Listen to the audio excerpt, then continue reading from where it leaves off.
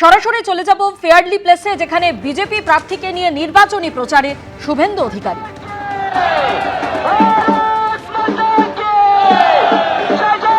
মনোনয়ন জমা দিতে যাচ্ছেন বিজেপি প্রার্থী এবং তার সঙ্গেই এই মুহূর্তে রয়েছেন, একেবারে হুটখোলা গাড়িতে রয়েছেন বিজেপি প্রার্থী। তিনি এই মুহূর্তে মনোনয়ন জমা দিতে যাচ্ছেন, তার সঙ্গে রয়েছেন শুভেন্দু অধিকারী।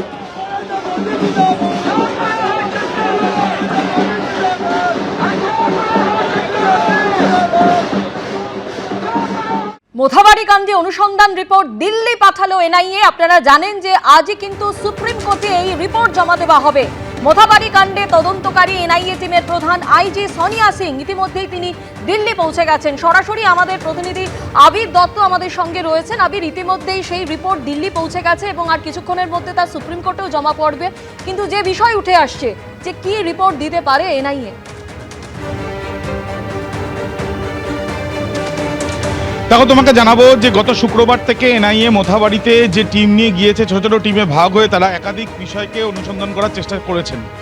মূলত যে ঘটনা ঘটেছে, যেখানে জুডিশিয়াল অফিসার বা বিচারকদের উপরে যে হামলার ঘটনা এবং সেখানে বিচারকদের বক্তব্য, তার সঙ্গে সঙ্গে নিরাপত্তার দায়িত্বে থাকা পুলিশের কি ভূমিকা ছিল, এবং ওই যে বিডিও অফিসের যারা কর্মীরা এবং যারা গাড়ি করে নিয়ে যাচ্ছিলেন জুডিশিয়াল অফিসারদের সেই চালকরা।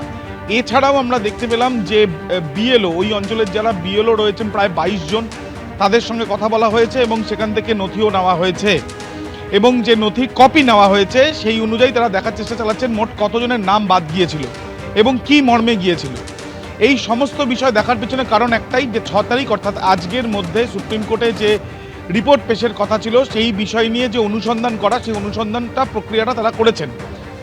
একজন ডিআইজির নেতৃত্বে যেমন এই অনুসন্ধান প্রক্রিয়া চালানো হয়েছে, তার সঙ্গে সঙ্গে এনআইএর কলকাতা অফিসে, বিশেষ করে নিউটাউনে যে অফিস রয়েছে সেই অফিসে আইজি সোনিয়া সিং এনআইএর তিনি উপস্থিত ছিলেন এই কদিন। এবং গতকাল রাত্রিবেলা মোথাবাড়ি থেকে ড্রাফটের মাধ্যমে মেল করে পাঠানো হয়েছে সমস্ত রিপোর্ট, যে রিপোর্ট নিয়ে আইজি তিনি নিজে দিল্লি চলে গিয়েছেন আজকে সকালেই, এমনটাই জানা যাচ্ছে। এবং এই যে রিপোর্ট নিয়ে যাওয়া হয়েছে সেই রিপোর্টই সম্ভাবনা রয়েছে যে সুপ্রিম কোর্টে জমা পড়বে।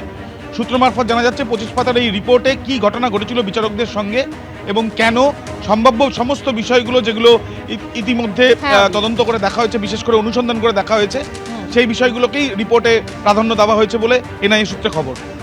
ধন্যবাদ। এনআইএ 80 জনকে নোটিশ দিয়েছে, সাবিনা ইয়াসমিনকে গ্রেপ্তার করতে হবে, সাবিনা ইয়াসমিনকে গ্রেপ্তার করতে হবে। তাহলে সাবিনার মোবাইল ফোনে আইপ্যাক এবং মমতা ব্যানার্জি কি কি নির্দেশ দিয়েছিল বেরিয়ে যাবে। এনআইএ বিজেপি শাখা সংগঠন, এনআইএ অফিসাররা অনেক দক্ষ অফিসার আছেন, কিন্তু বিজেপির স্বার্থে তাদের লিখতে হচ্ছে, কাজ করতে হচ্ছে। এখন এজেন্সিগুলো যাই রিপোর্ট দেবে, যাই ডাকবে, সবটাই হচ্ছে বিজেপির রাজনৈতিক স্বার্থ চরিতার্থ করতে। ভোটের সময় তারা বিজেপির কথা মানতে বাধ্য হবেন, তার আলাদা কোনো তাৎপর্য নেই। এবিপি আনন্দ, এগিয়ে থাকে, এগিয়ে রাখে।